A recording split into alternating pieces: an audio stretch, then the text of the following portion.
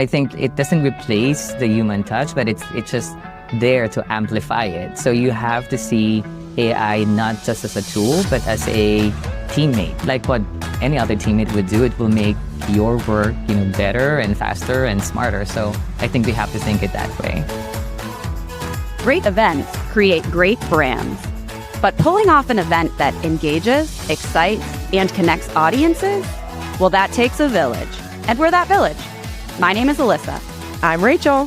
And I'm Felicia. And you're listening to Great Events, the podcast for all event enthusiasts, creators, and innovators in the world of events and marketing. Hello, everyone, and welcome to this week's episode of Great Events, a podcast by Cvent. I am pumped for this week's episode because let's be real, we are all talking about AI, and that's what this week is all about. Guest hosted by fellow Cventer and product marketer Brittany Fisher, Brittany chats with Mark Ogsimer, Director of Event Tech, and Kevin Cobb, VP of Strategic Marketing, both from Augeo. This episode will explore how AI is reshaping the events industry, not just by saving time, but by changing how experiences are created, how teams work, and what engagement really means. Through a thoughtful discussion, we'll explore what's shifting, what's possible, and what event professionals and marketers should be thinking about now in an era of AI. Hey everyone, my name is Brittany Fisher. Before we get started, I just want to do a little bit about me and then we can dive into it. But I'm on our product marketing team here at Cvent. And about 2 years ago, I took over being our product marketer for Cvent AI, or as we now call it, Cvent IQ. So it has become a passion of mine and my literal job. So we're going to dive into the big topic of today, which is AI. We've all seen the headlines. We've all heard about it. But what I feel like the question is what is the impact of AI? Does it just help with rewriting content, or does it make an actual impact on our jobs? Is it going to change the way that event planners do their jobs? So to answer that, I'm joined by two amazing AI experts here that are going to be perfect for this conversation. Marco Ogsimer, an event technologist, and Kevin Cobb, a VP of Strategic Marketing for Augeo Marketing. They both have an impressive background in the events world and technology shaping our industry today, and they make a great pair for today. So let's get into it. What are some of the ways that AI has changed how you plan or run events? And what has been the impact of that? Cool. Thanks, Brittany. I think I'll start on this one. So I think just like the whole rest of the world, AI is fundamentally shifting how we go about doing our work day in, day out. And I've often said it's one of those things that can change the most or the hardest piece of event planning, which is you never have enough time. There's never enough time in the day. There's never enough hours to get everything done, to make it as good as you want. And every time you execute a great event, it comes off, it's wonderful, then it has to be better next year. And so it's this idea of how do I create time? And this tool, this fundamental tool that's shifting the way we work in AI, is one of those things I think that you're seeing can actually do that. I think we now have something available to us that we're all learning. It makes me a little uncomfortable to hear the word AI expert. I don't know of many of those in the world right now, but it is something I would say I continue to be overtly AI curious. And so I think for the event world, it's about how can I use these tools that are changing what human beings are capable of to give me the thing that I can't create in any other way, which is more time. And so I think beginning to train additional use, which is part of what you can do with AI, right, can create hours in the day and make you focus on the creative, the fun, the better, the better, the better. And I think that is something that is fundamentally different about AI, and especially in the event world. It's going to rock everybody's world. Yeah, and I also think that, AI is not just improving efficiency, but it's really changing the way that we work with events. So there are now generative AI that would spit out agenda in a second. There are AI now who can produce visually rendered venues instead of doing those complicated and complex, software tools. So I feel like AI is really making us not just more efficient or not just to move faster, but to move smarter and more creative than ever before because of all of these tools. It's a good point. How many times have you been asked, do you have any more ideas? You give them 3 great ideas. Do you have any more ideas? And you're like, I'd love to have more ideas, except I have to spend the next 2.5 hours doing version 1 and 2 and 3 of the notes and the emails and, you know, the timeline and all of that kind of stuff. You offload that to AI, who understands you, who knows what you want, and then away you go. You can have 2 or 3 more additional creative ideas, and maybe that 2 or 3 is the one that changes your whole event. Exactly. Yeah. And I think that particularly resonates in this industry because event planning is one of the most stressful jobs in the world. We have all heard it. So I feel like there's this idea that AI is going to take your job, but it's like, maybe it'll just make it more manageable because there's already too much. And all of these tasks are not the reason that people went into event planning. It's to do the creative side, to try and think of the next event in a different way that they're often bogged down with and don't have the time to do it. Yeah, absolutely. So with that and creating the next event, I kind of want to dive into personalization because that's a huge topic this year. How do you feel that expectations are shifting around personalization because of tools that customers use every single day, like Spotify that has Spotify Wrapped or the Netflix recommendations? How do you think that's shifting the industry and specifically in the events world? Yeah, I mean, I really think that it's fundamentally transforming the way that we're creating and personalizing events. It's enabling us to create this more emotionally resonant user journey. If attendees are more engaged, they can share, feedback better and they participate more in activities. With our experience in using Shopify and Netflix, there is also this expectation from attendees that their experience will be more intuitive to what they like, and that's really what I think is driving the experience now in events. So I feel like it's not only personalizing events, but it leads to more stronger engagement.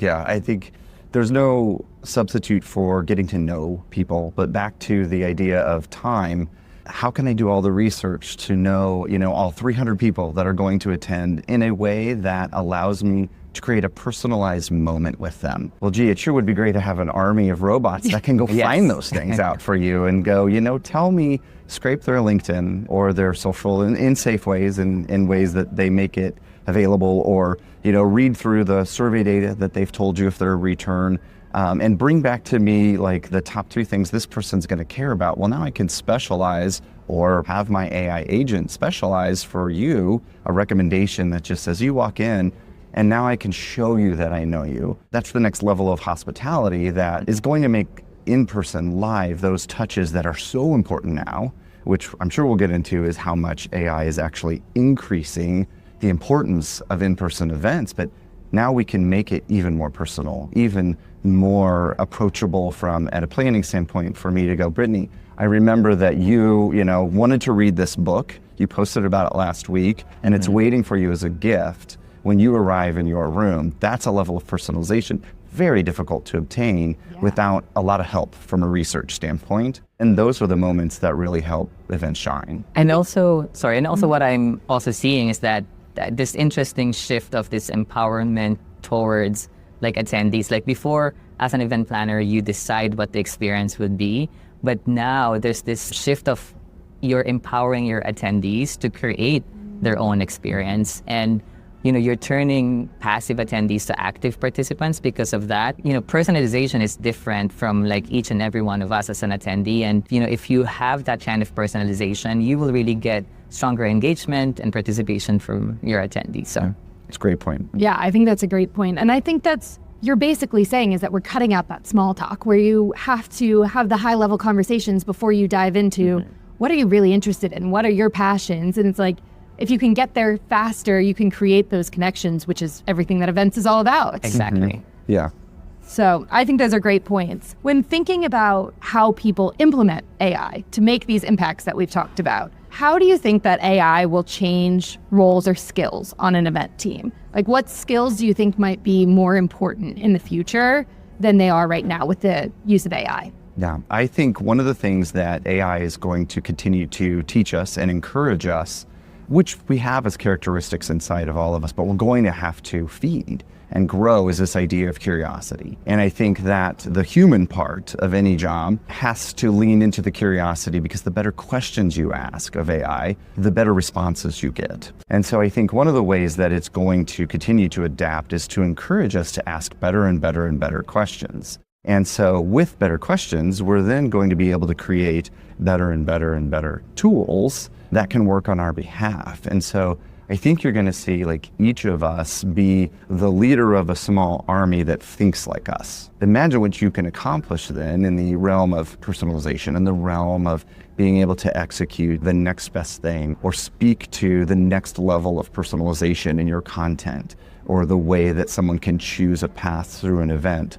Well, with a small army of people, as scary as it is, a small army of Kevin's, which should scare all of us, but a small army of people that understand the intricacies, that can be the agents that I've programmed that can do those things that allow us to reach that level that previously isn't even possible, because we didn't necessarily even have the knowledge that those agents can go retrieve, combine with your knowledge, and create something that's better because they're working together. Yeah, and also I think to the everlasting question of, will it replace us human? We hear it every time or all the time that it won't really, because there is still the intuitive and the empathy factor that needs to be involved in there. And I feel like when you're trying to create, for example, a role out of this AI, being an AI agent, I think there's still a human factor associated to it. So yeah, I mean, I think it doesn't replace the human touch, but it's just there to amplify it. So you have to see AI not just as a tool, but as a teammate. Like what any other teammate would do, it will make your work, better and faster and smarter. So I think we have to think it that way. Yeah, and I think that's one of the exceptions that AI is making out of the idea of you would have to have expertise that would be impossible for all of us to learn, right? So I can't be a coder and a data analyst and a creative and a designer and a videographer and and all of those things. But these tools, you can now find a tool that actually allows you to skip over having some of that expertise if you understand the intention, if you understand the goal, if you understand how to reach people in an empathetic and effective way with an experience. Well, now you can actually do more, accomplish more than really what a human being could have done otherwise, because of the hurdle of expertise. Because you have to reach a certain hurdle of expertise to accomplish certain things with certain tools.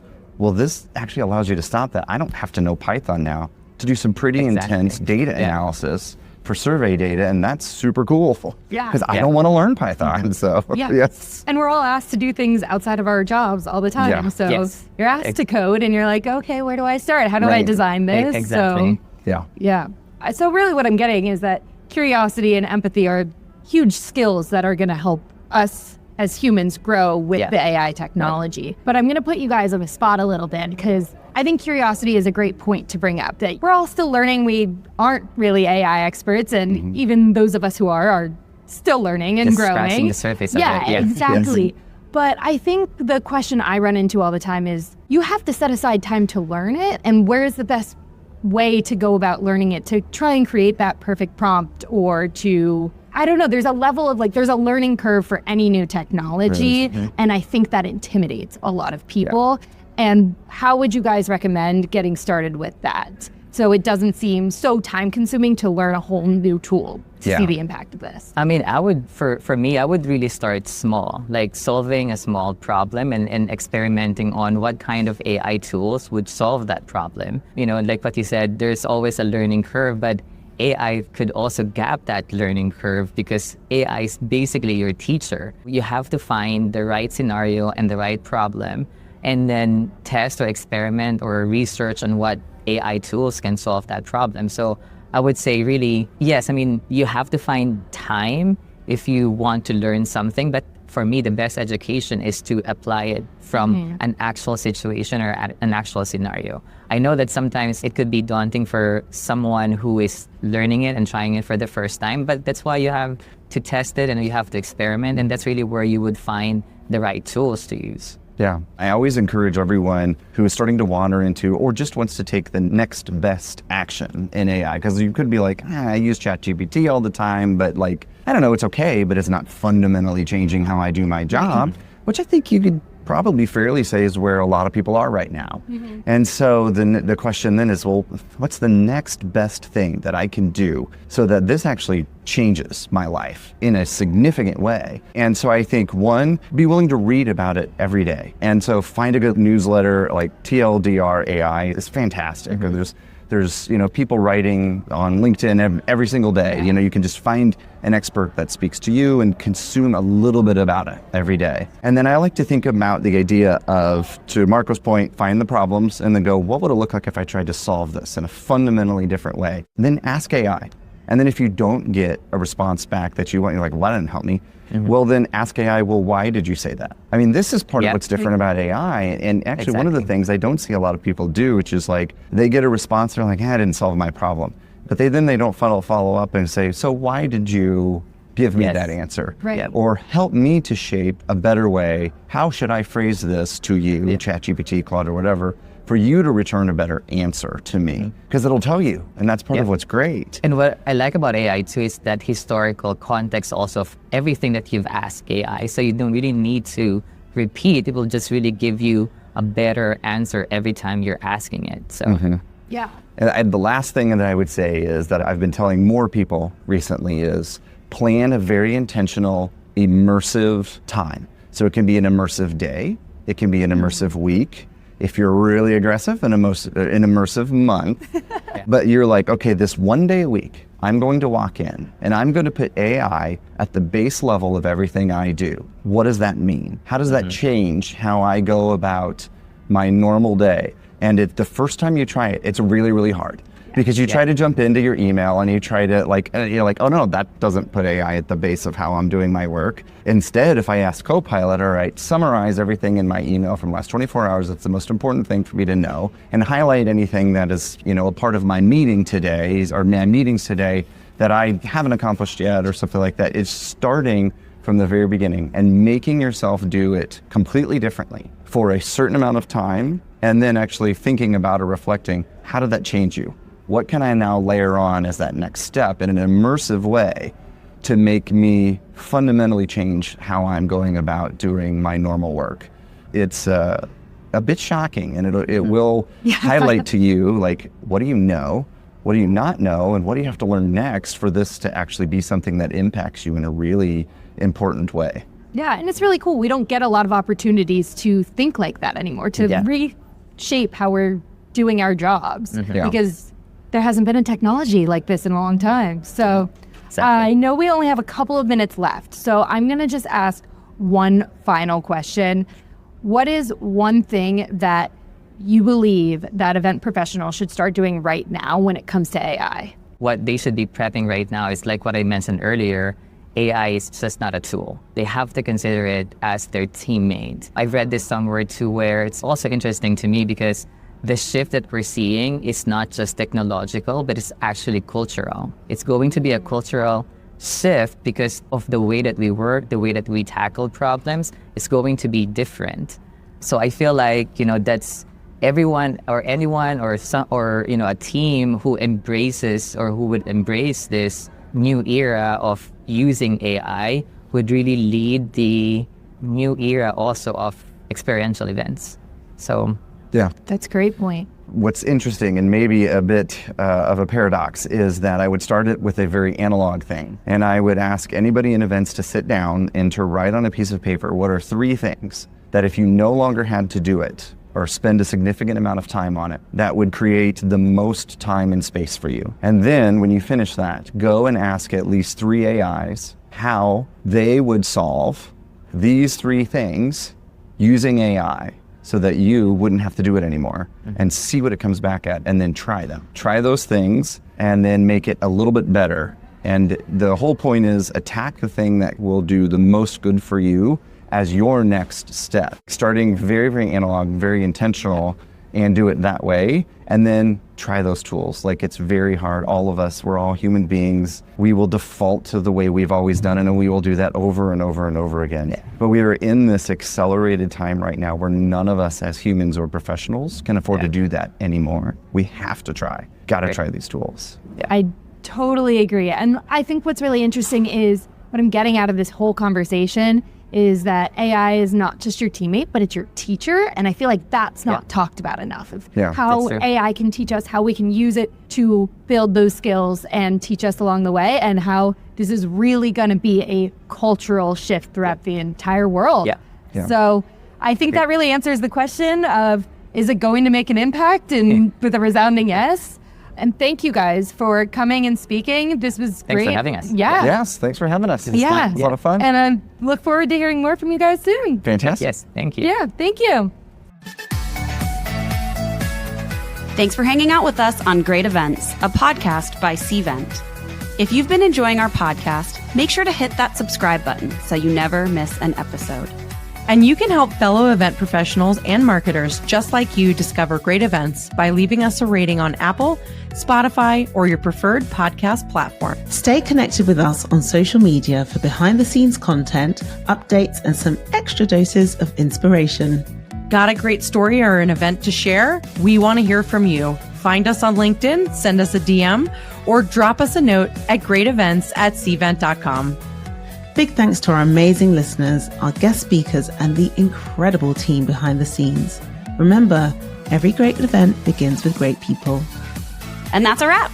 Keep creating, keep innovating, and keep joining us as we redefine how to make events great.